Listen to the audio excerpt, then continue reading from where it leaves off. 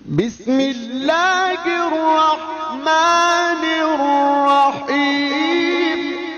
حضرت مولا علی شیر خدا کرم اللہ تعالیٰ وجہہ الکریم کے زمانے میں روم کے بادشاہ نے کہا یار یہ مسلمانوں کا پتہ تو کرو، یہ آخر کیوں اتنے زیادہ مجاہد ہیں. اس زمانے میں جاسوس بھیجنے کا مزاج تھا. اب تو جاسوس پکڑا جاتا ہے، اب تو جاسوس اور جاسوسی کا شوق ویسے آج بھی ہے. عرض کروں تھوڑی سی بات اس عنوان سے.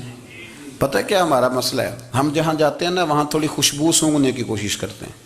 وہ کیا ہے تو یہ کیا ہے تو ادھر کیا ہے تو تھوڑا سا ادھر کیا ہے. میرے رسول پاک پڑھیے درود شریف، سارے پڑھیے ذرا زور سے صلی اللہ تعالی. نبی پاک علیہ السلام نے فرمایا جاسوسی نہ کرنا ورنہ تم بندوں کو خراب کر دو گے. اور فرمایا اس طرح نہ ہو کہ تم کسی کے آپ کھول نہ نکلو تو تمہارے پہلے کھول جائیں. یہ جو ذوق ہے نا یہ ختم کریں، چھوڑیں. مطلب آپ کس چکر میں پڑے ہوئے ہیں؟ اتنی زیادہ توجہ کرنے کی کیا ضرورت ہے؟ نے کام سے کام رکھیں. اس میں بندہ تھوڑا سا نا آسان رہتا ہے. یہ جو بہت زیادہ ٹٹولنے والے لوگ ہوتے ہیں نا وہ بیچارے پھر عمر ٹٹولتے ہی گزار دیتے ہیں، اس لیے کہ مزاج ہی بہت پکا ہے. بوری کا منہ کھول کے اندر تک ہاتھ ڈالنا تو پھر کئی دفعہ سامنے سے بچھو بھی لڑ جاتا ہے، خرابی ہوتی ہے. تو جاسوسی کی جاتی تھی. اس نے بھی جاسوس بھیجے کیونکہ قبیلوں کے لوگ تھے، کچھ مسلم کچھ کافر، پہچانے نہیں جاتے تھے لوگ. تو کچھ لوگ اس نے بھیجے، انہوں نے آ کے نا تحقیق کی،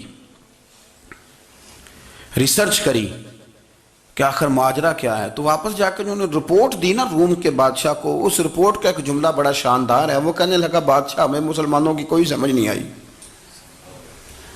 ہمیں کوئی سمجھ نہیں آئی. انہوں نے کہا بھائی کیوں نہیں سمجھ آئی؟ کہنے لگے یار عجیب بندے ہیں، جب رات مسلح پہ بیٹھتے ہیں تو یوں لگتا ہے ان کا دنیا سے رشتہ ہی کوئی نہیں، کوئی کسی کو نہیں جانتا. کوئی اپنے دکھ سنا کے رو رہا ہے، کوئی اپنی بات کر کے رو رہا ہے. لگتا ہے کہ ان کا کوئی رشتہ ہے ہی نہیں جب مسلح پہ بیٹھتے ہیں. اور فرمایا جب سویرے یہ جہاد کرنے نکلتے ہیں تو لگتا ہے ان سے زیادہ دلیر ہی کوئی نہیں. حالانکہ جو مسلحوں پہ رونے دھونے کے لوگ ہوتے ہیں وہ کئی دفعہ جہاد میں کام نہیں کرتے، لیکن عجیب لوگ ہیں کہ رات کے راہب ہیں دن کے مجاہد ہیں. کوئی سمجھ نہیں آتی. میرے عزیز ان لوگوں نے مسلح آباد کر کے رکھا، تلاوتیں ان کا ذوق رہی، منظر روز پڑھنا، اسباق پڑھنا، وظائف پڑھنا یہ ان کا ذوق رہا.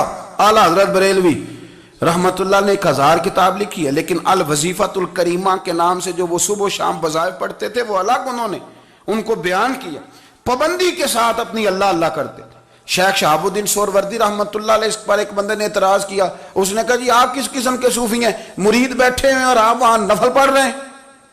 یہ بھی بڑا مسئلہ ہوتا ہے نا. جو بندہ ملنے آتا ہے وہ اپنے ٹائم کے حساب سے آتا ہے، اور پھر اس کا یہ بھی خیال ہوتا ہے کہ پیر صاحب جو ہیں وہ چونکہ درویش ہیں تو نہ انہیں روٹی کھانی چاہیے نہ سونا چاہیے، چونکہ وہ درویش ہیں، اور ہم چونکہ درویشوں کے ماننے والے ہیں لہذا ہمارا یہ طریقہ ہونا چاہیے کہ جیسے ہم کہیں درویش ویسے ہی کر جائے.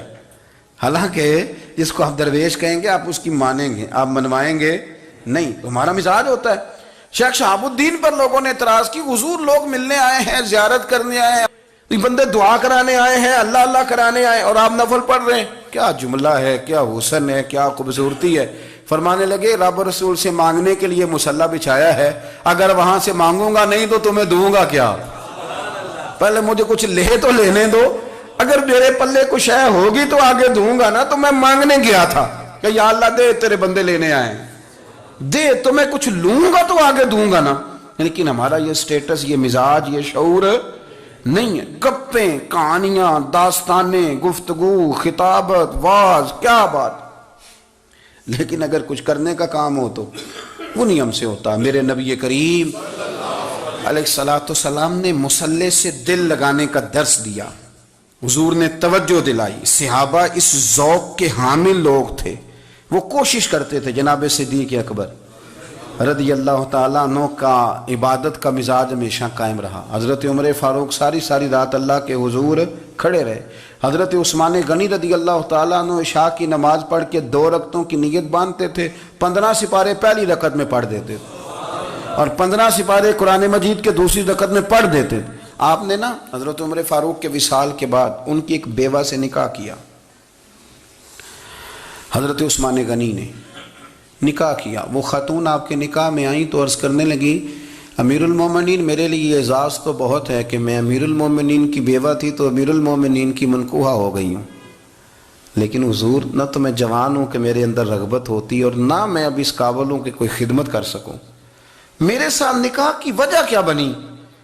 تو عثمان غنی رو پڑے، فرمانے لگے میں نے عمر فاروق کو مسجد میں اپنے رب سے ڈرتے ہوئے دیکھا ہے، میں نے اسے روتے ہوئے دیکھا ہے، عدل کرتے دیکھا ہے، انصاف کرتے دیکھا ہے، امت کی خیر خواہی کرتے دیکھا۔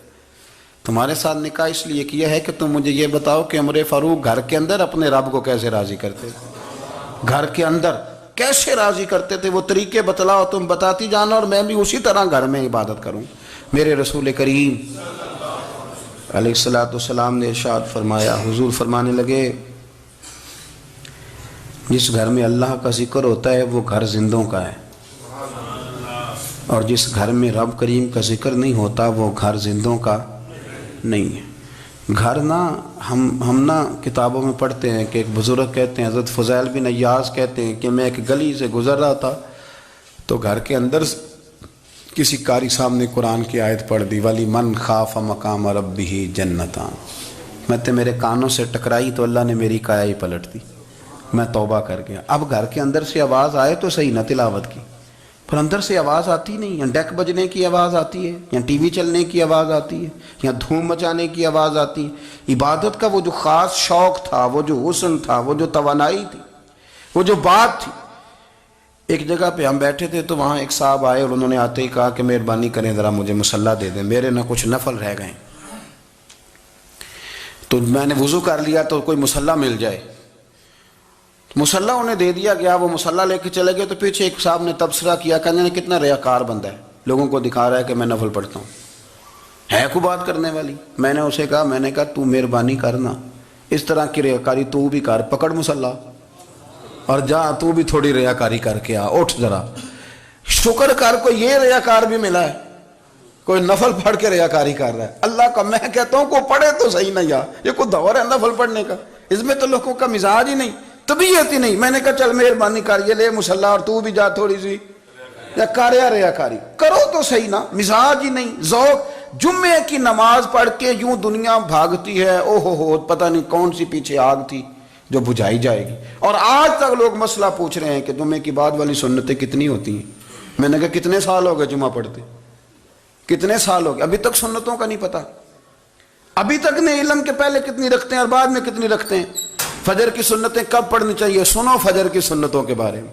میرے رسول کریم سید عالم صلی اللہ تعالی علیہ وسلم سے ایک صحابی نے پوچھا تھا، حضور میری فجر کی سنتیں رہ گئیں یا رہ جاتی ہیں تو حکم کیا ہے، کیا انداز ہے حضور کا؟